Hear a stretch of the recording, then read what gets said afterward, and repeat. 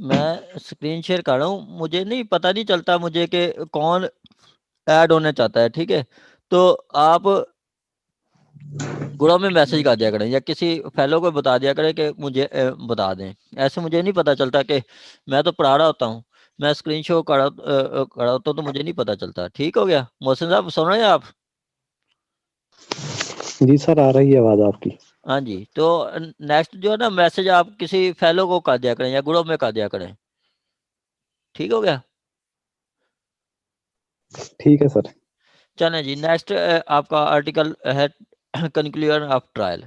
After close of both evidence of both sides, family court shall make another effort to effect a compromise or reconciliation between the parties within the period not exceeding 15 days. If such compromise or reconciliation not possible, the family court shall announce its judgment and give a decree. अब ये जो 12 में है, ये है post trial, इसको post trial conciliation कहते हैं। जो 10 में थी वो प्री ट्रायल थी, और जो 12 है ये पोस्ट ट्रायल प्रोसीडिंग या पोस्ट ट्रायल रिकन्सिलेशन। अब पोस्ट ट्रायल जब एविडेंस रिकॉर्ड हो जाती है तो कोर्ट फिर 15 दिन की डेट रखती है और उसमें पार्टीज को बुलाती है और उनकी रिकन्सिलेशन कराती है। अगर नहीं होती तो फिर कोर्ट जजमेंट पास कर देती है। आगे 12A में कहा गया कि कोर्ट ने 6 मंथ के अंदर अपना एक फैमिली कोर्ट को फैमिली केस डिसाइड करना होता है। अगर नहीं करती तो आइदर पार्टी सुप्रीम कोर्ट को सॉरी हाई कोर्ट को अप्रोच कर सकती है और हाई कोर्ट उनको डायरेक्शन देती है कि आप डे टू डे प्रोसीड करें, और इसको या टाइम दे देती है उस फैमिली कोर्ट के आप इतनी टाइम में इसको इसको डिसाइड करें। इसमें कहता है family court shell dispose of case including suit for resolution of marriage with in period of 6 months from the date of institution, provided that where case is not disposed of within 6 months either party। ठीक है, अब either party से मतलब वो plaintiff भी जा सकता है, डिफेंडेंट भी जा सकता है। shall have right to make any application to high court for the necessary direction as high court may deems fit। ठीक हो गया? आगे कह रहा है कि इन्फोर्समेंट ऑफ डिक्री। अब एक डिग्री पास होगी है तो उसका इजरा कराना है, इस डिग्री को एग्जीक्यूट करवाना है, वो सेक्शन 13 में बताया गया है। ठीक हो गया? कहता है family court shall pass decree in such form as manner may be prescribed and shall enter its particular in prescribed register. If money is paid or property is delivered in the presence of family court in satisfaction of decree, it enter the fact of payment and delivery of property as the case may be in a postal register where property decree relate to payment of money and the total amount is not paid within specified time specified by code not exceeding 30 days, same shall be same shall, yeah, 30 days, same shall if court so direct be recovered as areas of land revenue on recovery shall be paid to decree holder. अब यहाँ तक वो बता रहा है कि जो family court में ने जो एक डिक्री पास की है उसमें किसी मनी का जिक्र किया गया है, मनी पे की गई है या कोई प्रॉपर्टी का जिक्र किया गया है। ठीक है, तो वो एक इनके पास रजिस्टर होता है जो इसमें लिखा जाता है कि इस केस को केस रजिस्टर हुआ और दूसरा एक रजिस्टर इस केस को इस डेट को केस डिसाइड हुआ। जो डिसाइड किया जाता है तो उसमें लिखा जाता है कि ये मनी या प्रॉपर्टी हमने इसमें डिलीवर की गई है। आगे वो 3 में बताया गया कि अगर रिकवरी ऑफ मनी का है, मतलब कोई डावर का है, ठीक है, तो वो अगर वो डिक्री करती है तो कोर्ट रिकवरी ऑफ मनी में सिर्फ 30 डेज का टाइम देगी कोर्ट। अगर 30 डेज में डिफेंडेंट नहीं पेश करता तो उसको उसके साथ उसको उससे ऐसे रिकवर किया जाएगा एरियाज ऑफ लैंड रेवेन्यू। आप में से कोई बताएगा कि एरियाज ऑफ लैंड रेवेन्यू कैसे लिए जाते हैं? With in 2 minutes. सर वो उसकी नीलामी होगी लैंड अच्छा की। अच्छा, नहीं और एनीवन एल्स? सर उसे पहले एक नोटिस किया जाएगा हाँ जी बिल्कुल, और फिर फिर एक दूसरा नोटिस किया जाएगा, बिल्कुल ऐसा ही है, फिर उसके बाद उसे अरेस्ट किया जाएगा। हाँ जी अगर फिर भी नहीं देता तो फिर उसकी मूवेबल प्रॉपर्टी जो है उसे उसे सेल किया जाएगा। अगर उससे भी पूरे नहीं हो रहे एरियर्स तो फिर उसकी इमूवेबल प्रॉपर्टी को अटैच किया जाएगा। हाँ जी ऐसे ही है। जी सर। अटैच किया जाएगा, ट्रांसफर किया जाएगा, ठीक है। अगर सर फिर मैं भी एक नहीं होता क्वेश्चन तो पूछ सकती उसकी हूँ? मूवेबल प्रॉपर्टी को सेल किया जाएगा, वही मूवेबल प्रॉपर्टी जिस पे उसका बनता है, ठीक हो गया। सर सर अगर मैं एक क्वेश्चन अटैचमेंट पूछ बिफोर जजमेंट इसमें जो 38 सेक्शन है सीपीसी का, वो ऑलरेडी अटैच की हुई हो डिग्री में, तो फिर उसकी पहले मूवेबल प्रॉपर्टी या डायरेक्टली वही मूवेबल प्रॉपर्टी पर तो कोर्ट जो सर है जो भी है रिकवरी के लिए हमने यही लैंड रेवेन्यू एक्ट में बताया गया है, लैंड रेवेन्यू एक्ट का सेक्शन 80 से 90 तक फॉलो हमने यही करना है। अगर उसकी पहले प्रॉपर्टी वो अटैच भी है तो पहले सेल हमने मूवेबल करनी है, इमूवेबल नहीं करनी, ठीक हो गया। राइट। जी जी मैडम, आपका सर कोई मैं क्वेश्चन था? जी सर। जी सर इसमें मैं ये पूछना चाह रही थी, आप अभी आप बता रहे arrears of land revenue, hmm immovable और मूवेबल प्रॉपर्टी की बात कर रहे हैं। हम्म और सर अगर हस्बैंड के पास इमूवेबल प्रॉपर्टी है ही नहीं, देन सर ये जो सुना है मैंने कि उसको जेल हो गया हस्बैंड को नॉन पेमेंट की वजह से,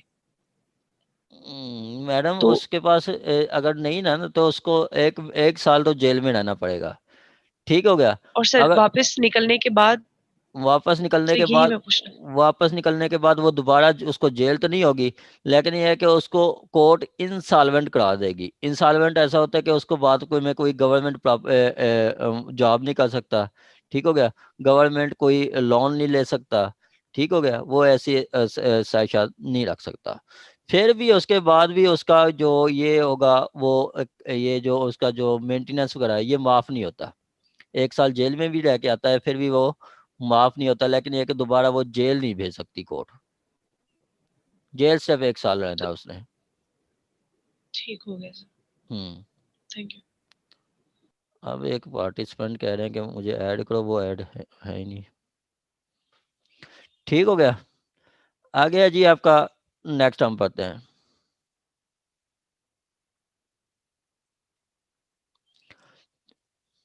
आगे है जी आपका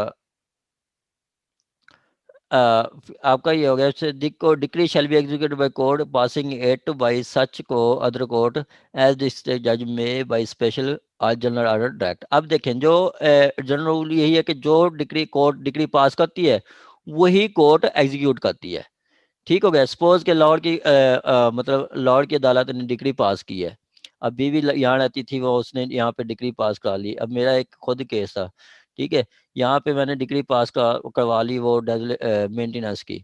अब वो जो डिफेंडेंट है वो रहता है साहिवाल, प्रॉपर्टी उसकी साहिवाल पड़ी है। तो फिर यहाँ से फिर वो बनता है एक, यहाँ पे हम अप्लीकेशन देते हैं कि प्रॉपर्टी डिफेंडेंट की साहिवाल है, तो यहाँ से फिर केस ट्रांसफर कर दिया जाता है साहिवाल। साहिवाल की कोर्ट फिर उसको एग्जीक्यूट करवाती है। ये एप्लीकेशन हम डिस्ट्रिक्ट जज को देते हैं, ठीक हो गया। आगे कह रहा है कि फैमिली कोर्ट में if it is so deemed fit direct that any money to be paid under decree passed it to be paid in such installment as it deemed fit। अब मैं आपको पहले भी बता चुका हूँ कि एक हमने मेंटेनेंस का सूट किया है, ठीक है, जो 2013 से लेके अब तक उसको और जो मुदैया है उसको 13 लाख रुपए पे करवा चुके हैं, 13-14 लाख रुपए। अब 3 लाख फिर भी वो उसकी रहते हैं, 3 लाख बकाया, ठीक है। तो कोर्ट फिर ऐसा करती है कि उसको ये नहीं कहती कि आप 3 लाख एट टाइम दे दें, वो डिफेंडेंट की हैसियत देखती है, फिर डिफेंडेंट को कह देती है कि आप 1 लाख नेक्स्ट मंथ जमा करवा दें, फिर 1 लाख फिर करवा दें, ठीक हो गया। ये इसकी बात कर रहा है कि कोर्ट जब मनी की बात हो तो कोर्ट डिफेंडेंट के रिसोर्सेज दे के उसको बता देता है कि इतनी देर में आप पे कर दें, ठीक हो गया, इतनी देर में आप पे कर दें। आगे वो ये हो गया आपका एग्जीक्यूशन का। आगे अपील, यहाँ तक आपको क्वेश्चन हो तो चलें। आ गया जी अपील। सर अपील मेरा एक क्वेश्चन है। जी जी सर ये जो कॉन्जुअल राइट्स वाली बात आ जाएगी तो सर उसमें एग्जीक्यूशन तो सीपीसी केस से होगी ना? जी मैडम, उसके अकॉर्डिंग ही होती है हमारा। देखें कि यहाँ पे देखें कि फैमिली कोर्ट्स पे वो उन्होंने लिखा गया है कि फैमिली कोर्ट में आपका क्यूएसओ और सीपीसी अप्लाई नहीं होते एक्सेप्ट सेक्शन 11, ठीक है। सेक्शन 10, 11 के अलावा सीपीसी फैमिली कोर्ट्स पे अप्लाई नहीं होती। लेकिन मैडम जहाँ पे हमें कोई मतलब क्लू नहीं मिलता तो वहाँ पे वो सीपीसी का सहारा लेना पड़ता है। ठीक हो गया। जैसे कि एक पार्टी हमें दादा को उन्होंने डिफेंडर मेंटेनेंस में हमें सूट हुआ था, प्लेंटिफ ने दादा को भी पार्टी बना दिया एज ए मेंटेनेंस के सूट में, जबकि हस्बैंड उसका जिंदा था। तो हमने एप्लीकेशन दी कि डिलीशन ऑफ पार्टी 110 के तहत कि इस पार्टी को दादा को डिलीट किया जाए। इसका तो राइट ही नहीं बनता कि वो क्यों पे करे जब हस्बैंड जिंदा है, हस्बैंड कमा रहा है। ठीक हो गया, ये चीज़ है। और इसके अलावा कुछ दिन पहले मेरा एक सूट जो है वो कोर्ट ने अदम पैरवी खारिज कर दिया। ठीक है। अब पूरी ये फैमिली कोर्ट एक्ट 1964 पूरा पढ़ लो तो कहीं पे भी नहीं लिखा हुआ कि अगर एक पार्टी पेश नहीं होती तो सूट डिसमिस हो जाएगा ड्यू टू नॉन प्रोसिक्यूशन। लेकिन ये भी कहाँ से लिया है उन्होंने, इसकी बैक टोटल सीपीसी में है। ठीक है, ये सारी प्रोसीजर हम उसमें से लेते हैं, सीपीसी लेते हैं। ठीक हो सर गया मैडम। सीपीसी की कौन सी सेक्शन अप्लाई होती है फैमिली कोर्ट में? Yes sir, thank you. 10, 11 10 कहता है कि एक दफा जो दावा कॉम्पिटेंट कोर्ट ने डिसाइड कर दिया तो फिर सेम सब्जेक्ट मैटर पे, सेम पार्टीज पे, सेम काज ऑफ एक्शन पे दोबारा दावा दायर नहीं हो सकता, सेक्शन 11 कहता है। और सेक्शन 10 ये कहता है कि अगर एक दावा पहले प्रोसीड हो रहा है तो सेम जो मैंने आपको क्वालिटीज बताई हैं कि same parties, same subject matter, same cause of action, तो उस सूरत में नया दावा फिर दायर नहीं होगा। सर आप सब जुडिस और रेस्ट जुडिकाटा का कह रहे हैं? जी जी बिल्कुल बिल्कुल बिल्कुल। 11 में सर रेस्ट मुझे जुडिकाटा है और 10 में रेस्ट सब जुडिस है। सर मुझे किसी ने बताया कि रेस्ट जुडिकाटा जो है वो फैमिली कोर्ट पे अप्लाई नहीं होता है। होता है मैडम, होता है, सेक्शन 10 अप्लाई होता है। ठीक हो गया। 10 होगा ना? 10 भी 11 भी दोनों अप्लाई होते हैं। चलें जी, आगे अपील है हमारी। सेक्शन 14 कहता है not standing anything provided in any other law for the time being. अब देखिए को कहता है कि दूसरे किसी लॉ में कुछ और भी बताया किया जा सकता है। ठीक है, ये चीज़ें आप समझा करें। अब ये कह रहा है कि not standing anything contain in any other law for the time being in force. ठीक है, यहाँ पे इसके मुराद आप सीपीसी कह समझ सकते हैं। ठीक है, सीपीसी में कुछ बताया जा सकता है या किसी और भी लॉ में भी बताया गया है। जैसे सीपीसी में है कि सीपीसी कहती है कि every decree is appealable, every decree is appealable. ठीक हो गया। अब ये सीपीसी बता रही है, यहाँ पे वो कह रहे हैं कि नहीं, अगर आपकी तलाक की डिक्री है तो वो उसमें अपील नहीं हो सकती। अगर डावर है 5 लाख से ज्यादा 1 लाख से कम अमाउंट का है तो उसमें अपील नहीं की जा सकती। तो ये क्या बात कर रहा है, कहता है not with standing any thing provided in other law party time being force के, मतलब किसी और लॉ में जो कि इस वक्त राइज है उसमें अप्लाई कुछ चीज़ है तो उसमें मतलब नहीं होगा। नहीं तो फिर अब देखें वो मैसेज आ जाते हैं, फिर बंदा डिस्ट्रक्शन हो जाती है। कोई आपको आप में से अदील साहब आप वो उसको मैसेज कर दो अली मलिक को कि वो आपका नहीं छोड़ रहे हैं इधर। वो बार बार मुझे मैसेज कर रहा है कि सर ऐड करें। मैं सब देखता हूँ। हाँ उसे कह दो आप। मुजम्मिल हुसैन आप भी उसे कह दें। आप मेरा ख्याल जानते हैं उसको। मुजम्मिल हुसैन आवाज आ रही है आपको? जी सर आ रही, मैं कह देता हूँ। हाँ कह दें उसको। चलें जी, आगे वो कह रहे हैं कि जैसे मैंने आपको बताया सीपीसी में, सीपीसी वो मतलब कह रहा है कि कोई और दूसरा लॉ जो कि इस वक्त इनफोर्स है उसमें जो कुछ मर्जी कहा गया हो, लेकिन यहाँ पे हम इसका मुराद ये लेंगे, क्या लेंगे कि a decision given by a family court, decision given by decision given और decree passed by family court shall be appealable. Appealable होगी कहाँ पे? To high court. ठीक है, अब एक फैमिली कोर्ट की डिक्री जो होगी वो हाई कोर्ट का अप्लाई होगी कहाँ पे? Where family court is presided over by the district जज और एडिशनल डिस्ट्रिक्ट जज और a person notified by government to be a rank of status district जज और एडिशनल। मतलब डिस्ट्रिक्ट जज, एडिशनल डिस्ट्रिक्ट जज ने कोई डिग्री पास की है तो उसकी अपील हाई कोर्ट में हो। ठीक हो गया। यहाँ पे वो कह रहे हैं कि गवर्नमेंट किसी और पर्सन को भी अपॉइंट कर सकती है, ठीक है, जो कि जिसका स्टेटस क्या होगा, डिस्ट्रिक्ट जज का या एडिशनल डिस्ट्रिक्ट जज का। ठीक हो गया। तो आगे कह रहा है कि no to district court in any other case, मतलब आपका डिस्ट्रिक्ट जज या एडिशनल डिस्ट्रिक्ट जज की जो केस फैसला डिक्री है वो उसकी अपील हम करेंगे हाई कोर्ट में। ठीक हो गया। इसके अलावा बाकी जो केसेस होंगे, ठीक है, जैसे फैमिली कोर्ट का, ट्रायल कोर्ट का जो कर रही है, उसकी हमने अपील करनी है डिस्ट्रिक्ट कोर्ट में। डिस्ट्रिक्ट कोर्ट के फैसले के खिलाफ हाई कोर्ट और लोअर कोर्ट के फैसले के खिलाफ डिस्ट्रिक्ट कोर्ट। ठीक हो गया। आगे कह रहा है कि ये दूसरा इंपॉर्टेंट है,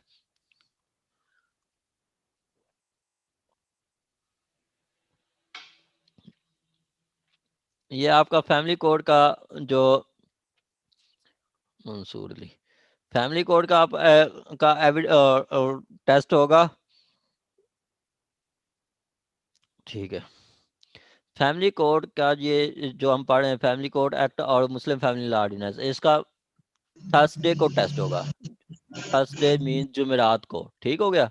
जुमेरात को आपको शाम 4 बजे मिल जाएगा टेस्ट, और आपने 8 बजे से पहले पहले वो सॉल्व करके भेज देना है। आगे दूसरा में कह रहा है कि no appeal shall lie from a decree pass by family court. Family court ये देखें, अब हाई कोर्ट डिस्ट्रिक्ट कोर्ट भी हो सकती है और लोअर कोर्ट भी हो सकती है। ठीक हो गया। For dissolution of marriage except in case of dissolution for the reason specified in clause A of item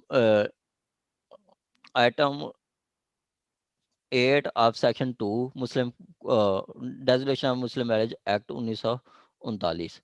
ठीक हो गया। अब ये जो क्लास ए नहीं है, ये क्लास डी है। ठीक है, क्लास डी है। अगर किसी के पास डेजुलेशन ऑफ मुस्लिम मैरिज एक्ट पड़ा है तो वो उसमें से आप कोई देख सकते हैं, ये क्लास डी है। ठीक हो गया।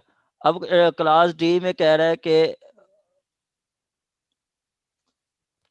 क्लास में डी में कह रहा है कि अगर कोई फैसला है आपका उसके अलावा किसी प्रॉपर्टी के हवाले से, मतलब हस्बैंड ने बीवी की प्रॉपर्टी को खुद बुद कर दिया, उसी बिना पे इसी ग्राउंड पे बीवी आ गई है, उसने डेजुलेशन का सूट फाइल कर दिया है। ठीक है, तो उस मुस्लिम मैरिज डेजुलेशन जी सर, डी है। डी है ना? हाँ जी, जी डी जी। डी है। ठीक हो गया। मैं ये चीज़ें जो पढ़ी होती हैं तो फिर पता ये अच्छा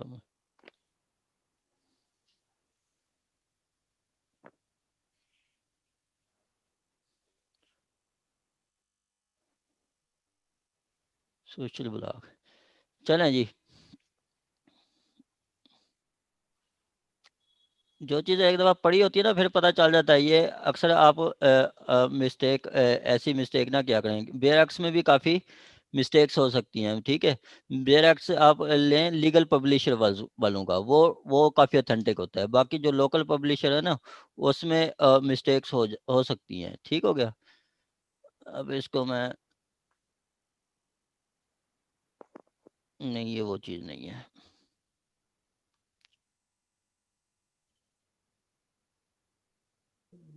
हाँ चले, आपने देख लिया सर, मेरे पास डी लिखा हुआ है। डी है। मेरे पास भी बुक पड़ी है, वैसे मैं आपको आपकी तसल्ली के लिए दिखा रहा था। ठीक है, यहाँ पे आपने डी का देना है। डी डी यही है, सेक्शन 2 उसका सब सेक्शन 8 और उसकी क्लास डी। डी में यही बताया गया कि अगर प्रॉपर्टी से रिलेटेड कोई इशू है, उस पे अगर तलाक उस ग्राउंड पे तलाक ली गई है तो उसमें हस्बैंड के पास राइट है कि वो अपील कर सकता है, बाकी कोई अपील नहीं होगी डेजुलेशन ऑफ मैरिज में।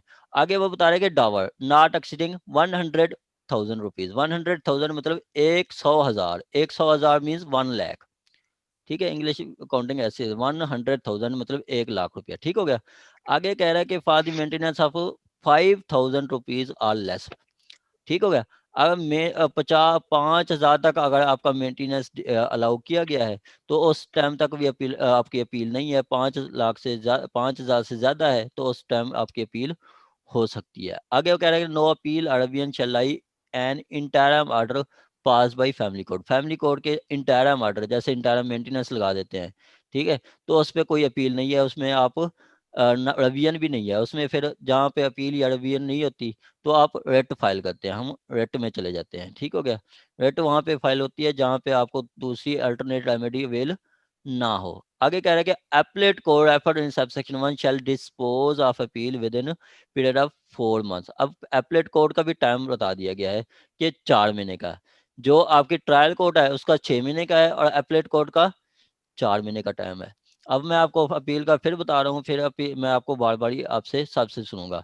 अपील में बताया गया कि आपका जो डिस्ट्रिक्ट कोर्ट की अपील है वो हाई कोर्ट होगी और लोअर कोर्ट की जो अपील है वो डिस्ट्रिक्ट कोर्ट होगी। उसके बाद क्या है कि अपील जो है वो डेजुलेशन मैरिज में अपील नहीं है, ठीक है, डेजुलेशन ऑफ मैरिज में अपील नहीं है, लेकिन उसका सेक्शन 2 सब सेक्शन 8 और उसकी क्लास डी उसमें यह बताया गया कि अगर प्रॉपर्टी से रिलेटेड है, प्रॉपर्टी की डिस्पोजल ऑफ प्रॉपर्टी के ग्राउंड पे बीवी तलाक लेती है तो उस पर अपील कर सकता है हस्बैंड।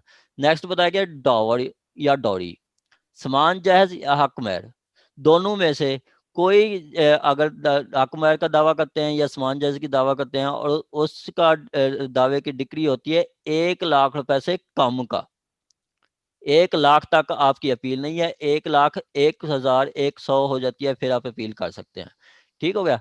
आगे कह रहा है कि मेंटेनेंस, मेंटेनेंस का ऑर्डर एक मतलब पर मुदैया, ठीक है, पर प्लेंटिफ पर पार्टी अगर 5,000 तक हुआ है ऑर्डर तो आप उसमें कोई अपील नहीं है, अगर 5,000 से ज्यादा अपील हो जाते हैं तो आप कर सकते हैं, ठीक हो गया। वैसे आजकल कोर्ट जो है वो इंटरनल मेंटेनेंस भी 6-7 हज़ार लगा रही हैं, लाहौर में 7,500 7,000 6,000 ये इतनी लगा रही हैं इंटरनल मेंटेनेंस। ये बात हो रही है फाइनल मेंटेनेंस की, ठीक हो गया। फाइनल मेंटेनेंस कोर्ट एविडेंस लेके करती है, ठीक हो गया। तो ये था आपका सेक्शन 14। अब मैं आपसे पूछूंगा किसी में से किसी से भी, तो फिर जो बाकी पार्टिसिपेंट हैं उनको भी कम से कम पता चल जाएगा। चलें जी, हाँ जी, मैडम आयशा साहबा, आयशा मुश्ताक साहबा, क्या कहता है सेक्शन 14? सर सेक्शन 14 जो है वो हमें अपील के बारे में बताता है, ठीक है। दो कोर्ट्स में हम अपील कर सकते हैं। पहला ये है कि हाई कोर्ट में कर सकते हैं जहाँ पे फैमिली कोर्ट से डिग्री पास होती है और कोई एडिशनल डिस्ट्रिक्ट उसमें जज करता है या फिर डिस्ट्रिक्ट जज करता है या कोई भी ऐसा बंदा जिसे ऑथराइज करती है आपकी गवर्नमेंट कि उसका जो स्टेटस या जो रैंक हो वो डिस्ट्रिक्ट जज और एडिशनल डिस्ट्रिक्ट जज के बराबर हो जाए और वो फिर डिग्री पास करे तो हम हाई कोर्ट की तरफ जाते हैं। और अगर कोई लोअर कोर्ट की कोई डिग्री आती है तो उसकी अपील के लिए हम डिस्ट्रिक्ट कोर्ट जाएंगे। हाँ जी ये बिल्कुल। जनरल रूल था। और बाकी इसमें कुछ ये बातें की है कि कुछ केसेस हैं ऐसे फैमिली कोर्ट से रिलेटेड जहाँ पे अपील नहीं होगी। फॉर एग्जांपल कि जैसे डिसोल्यूशन ऑफ मैरिज का कोई केस आ जाता है उसमें अपील नहीं होती बाय जनरल लॉ। लेकिन उन्होंने बताया कि सेक्शन 2D8 के अंदर अगर हम देखा जाए कि अगर उसके जो ग्राउंड है वो डिसोल्यूशन ऑफ मैरिज के ऊपर है तो आपका जो हस्बैंड है वो जा सकता है अपील की तरफ। और अगर कोई ऐसा केस है जिसमें डावर है या डाउरी से रिलेटेड है और उसकी जो डिग्री कोर्ट ने पास किया उसकी लागत 100,000 रुपीज से कम है तो फिर अपील नहीं होगी। लेकिन अगर इससे ज्यादा हो जाती है तो फिर अपील हो जाएगी। हाँ जी ऐसे ही देन एक ये बताया कि अगर मेंटेनेंस का कोई दावा था और उसमें 5,000 या इससे कम की कोई मतलब मेंटेनेंस पास की गई थी तो उसमें भी नहीं होगी। हाँ और जी अगर कोई ऐसा डिग्री पास हुई है जिसमें रिवीजन और अपील दोनों की आपके पास रेमेडी नहीं है, फॉर इंस्टेंस जैसे कि इंटरम ऑर्डर की कोई डिग्री थी, देन हम जो हमारा आर्टिकल है 190 उसके अंदर हम रिट पिटीशन दे सकते हैं। हाँ जी ऐसे ही है। और रिट आपने बताया कि तभी उन्हीं केसेस में होती है जहाँ पे हमारे पास कोई भी ऑल्टरनेटिव रेमेडी नहीं अवेलेबल होती हाँ जी बिल्कुल ऐसे और ही है। इसको 4 मंथ्स के अंदर डिसाइड करेगी कोर्ट। हाँ जी बिल्कुल ऐसे ही है, बिल्कुल ऐसे ही है। जी मोहसिन साहब क्या कहता है सेक्शन 14? 1 मिनट में आपने बताना है।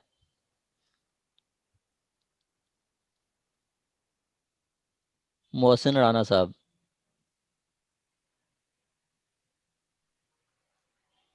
मंसूर अली, जी मंसूर अली, सेक्शन 14 आपने सुना है?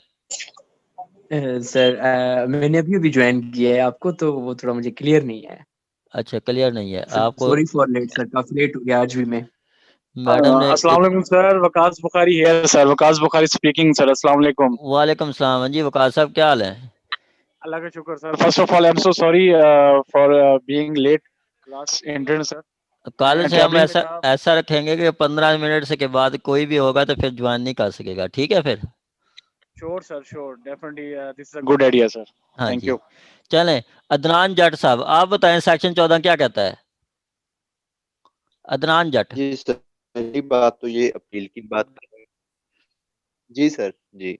जी जी बताएं। पहली बात तो ये अपील की बात कर रहा है कि ये जो है ना हाई कोर्ट में होगी और एडिशनल डिस्ट्रिक्ट जज साहब के बाद डिस्ट्रिक्ट जज साहब के पास, या फिर जो जिसको जो है ना प्रोविंशियल गवर्नमेंट रैंक करेगी स्टेटस के डिस्ट्रिक्ट जज, उसके पास होगी। और दूसरी बात, किन किन के पास अपील नहीं हो सकती कि एक तो पहली बात तो ये जो डेजोलेशन ऑफ मैरिज के सेक्शन 2 है, उसका सब सेक्शन 8 है और उसकी क्लास डी है, उसमें जो प्रॉपर्टी के मुतालिक बताया गया है, वो उसमें अपील, उसमें सिर्फ और सिर्फ उसमें अपील होगी और उसके अलावा किसी में अपील नहीं होगी डेजोलेशन ऑफ मैरिज। और दूसरी बात, अगर दावत जो है ना जी 1 लाख से तक हो तो उस वक्त तक अपील नहीं है, अगर 1 लाख से एक्सीड हो जाता है तो फिर अपील होगी। और तीसरी बात ये बताई गई कि जो है ना मेंटेनेंस अगर पर जो है ना माइनर या फिर जो उसके 5,000 से अगर कम हुआ तो फिर नहीं हो सकती। तो तीसरी बात जो कोई भी अपील जो है ना जी इंटरिम ऑर्डर के खिलाफ भी नहीं हो सकती। हाँ और जी, चौथी बात जो बताई गई है कि जो अपील होगी वो विद इन द 4 मंथ जो है ना कोर्ट को डिसाइड करनी होगी। ठीक हो गया, ठीक हो गया। चलें जी, मारिया सर मानुल्लाह साहब क्वेश्चन आवाज था। आ रही है आपको? Maria Manullah, yes sir. Section 13 क्या कहता है ये फैमिली कोड एक्ट का? Sorry sir.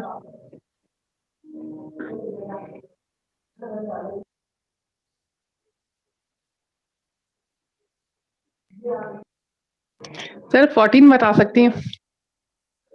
13 भी सुना है आपने? जी सर, वो इतना अच्छा नहीं आता है। आपने मैं आप सबको यही कहता रखता हूँ कि एक तो फर्स्ट ऑफ ऑल मैं जो बार बार स्टूडेंट से क्वेश्चन करता हूँ, इसका फ़ायदा ये होता है कि बात दूसरे सुन के ना मेरी कोई बात अगर कोई रह जाती है तो वो बाकी दोबारा बताते हैं तो वो उससे क्लियर हो जाता है। उसके अलावा मैं जब पढ़ा रहा हूँ तो आप साथ नोट्स बनाया करें, मैं सब स्टूडेंट्स को कहता हूँ। आपने हर चीज़ के अलग-अलग एक नोटबुक रखनी है। जैसे क्यूएसओ में आपने पढ़ाना है तो उसके लिए आपने अलग एक रजिस्टर रखना है, ठीक है? उस पे सिर्फ क्यूएसओ के बारे में आपने रिसर्च लिखनी है, आपने नोट्स बनाने हैं और फिर एग्जांपल बनानी है, सारा कुछ लिखनी है, ठीक हो गया? कि फैमिली लॉज़ के लिए आपका अलग एक रजिस्टर हो, ठीक है? ये साथ-साथ मैं जो भी पढ़ा रहा हूँ तो साथ-साथ आप लिखा करें, ठीक हो गया? चलें सेक्शन 14 बताएँ क्या कहता है? सर सेक्शन 14 जो है वो डील करता है हमारी अपील के साथ। अगर जो है ये डिस्ट्रिक्ट कोर्ट ने जो है वो अगर केस फाइनल किया है तो फिर इसकी जो अपील है वो हाई कोर्ट में होगी। लेकिन अगर जैसे लोअर कोर्ट ने किया है तो फिर इसकी अपील जो है वो सेशन कोर्ट में होगी। उसके अलावा ये है कि सिविल कोर्ट में सिविल केसेस वगैरह जो है सीपीसी जो कहता है वो कहता है कि हर डिग्री अपीलेबल है। लेकिन जो है फैमिली कोर्ट ये कहता है कि हर डिग्री जो है वो अपीलेबल नहीं है, कुछ जो डिग्रीज जो होंगी जो वो अपीलेबल होंगी। फॉर एग्जाम्पल वो ये कहता है कि अगर जो है वो dissolution of marriage by the way of khula हुआ है तो फिर तो हमारी जो है वो अपील नहीं होगी। लेकिन अगर जो है बाय द वे ऑफ जो है हमारा डेजिग्नेशन ऑफ मैरिज के जो ग्राउंड्स है उनमें से हुआ है तो फिर उसकी अपील हो सकती है। लेकिन और जो है दूसरी बात इसमें ये कही है कि अगर जो है मेंटेनेंस जो है वो 5000 से अबव है तो फिर आप अपील कर सकते हैं। 5000 से अंडर है, ये 5000 तक है तो आपकी अपील नहीं होगी। और अगर हमारा डोवरी आर्टिकल जो है वो 1 लाख तक है तो फिर हमारी अपील नहीं होगी। और अगर उससे अबव जाएंगे तो फिर अपील हो सकती है। और कोर्ट की जो है टाइम लिमिट किया गया है कि 4 मंथ के अंदर इसे आपने डिसाइड करना है। तो ठीक यहाँ है, तक ही समझ आया है। ठीक है। इसमें एक चीज़ सर और क्वेश्चन मैडम मैं था। आपको क्लियर कर दूं कि ये हम पढ़ रहे हैं कि ये पंजाब में अमेंडमेंट हुई है काफ़ी सारी, तो आपने अपने सिंध में भी देखना है कि उसमें क्या कोई अमेंडमेंट हुई है या नहीं हुई, ठीक हो गया? तो आपने उसको भी हमें साथ नहीं। लेके चलना है। जी सर। जी, आपका कोई क्वेश्चन था?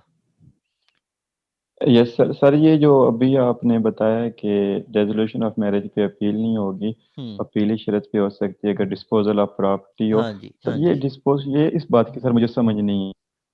अच्छा, मैं आपको मैं बताता थोड़ा हूँ। सा लेट ऐड हुआ था। ये मैं जी आपको सर। बताता हूँ। पीछे हमने पढ़ा था कि सपोज के एक बीवी आती है, उसके नाम पे प्रॉपर्टी होती है, उसके नाम पे वो फैमिली, जैसे अब बख्तावर भुट्टो साहिबा की एंगेजमेंट हुई है, निकाह हुआ है, ठीक है।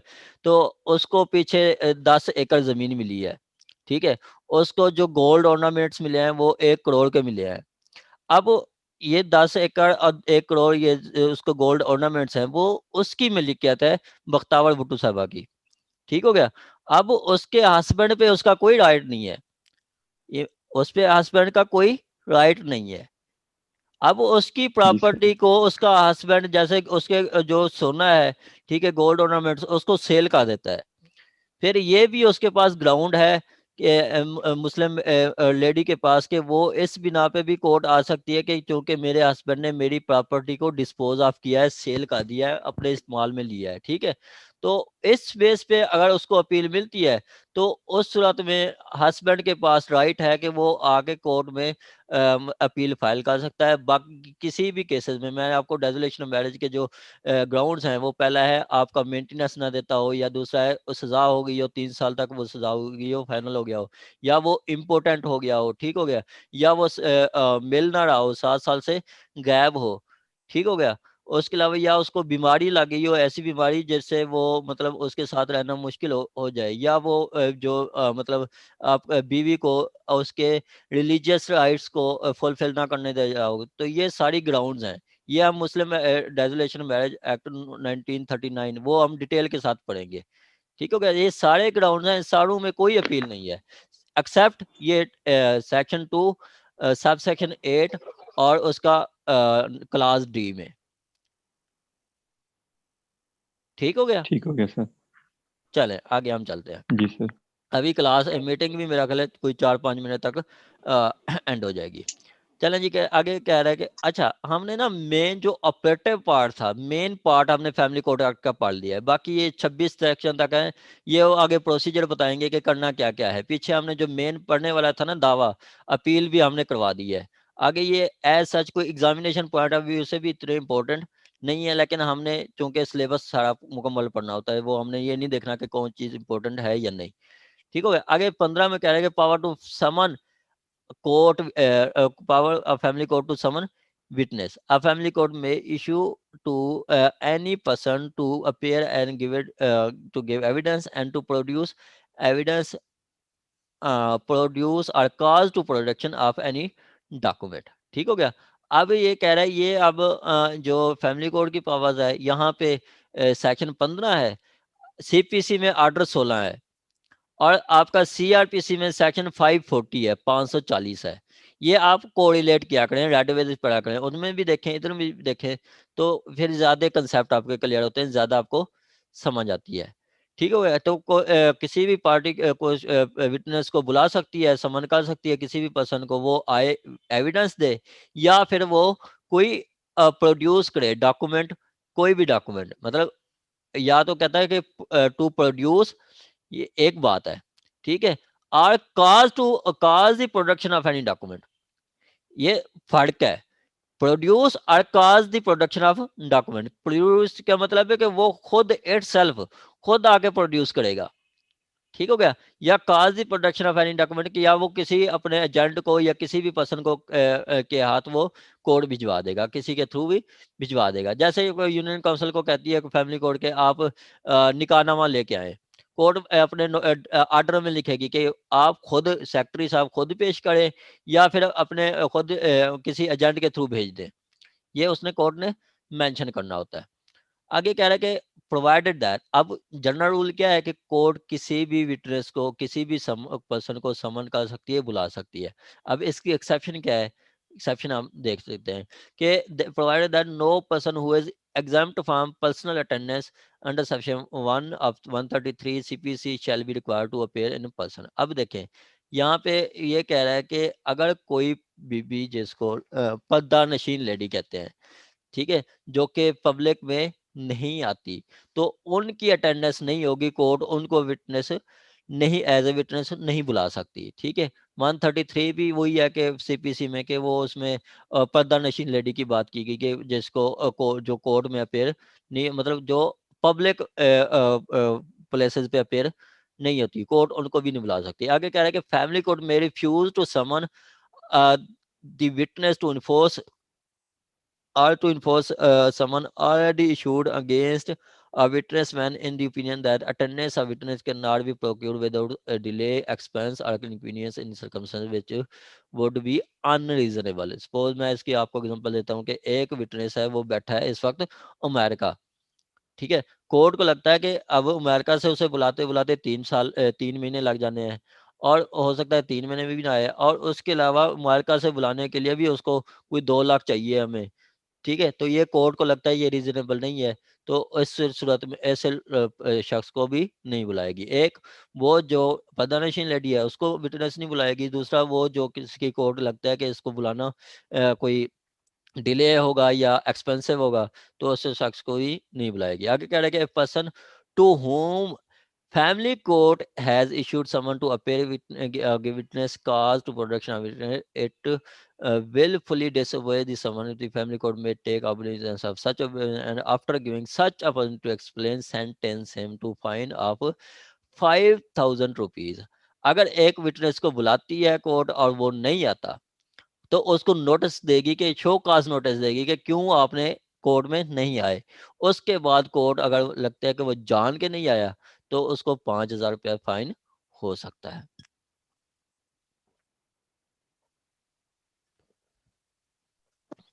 आगे फाइन जस्ट वन टाइम होगा जी, फाइन जस्ट वन टाइम होगा।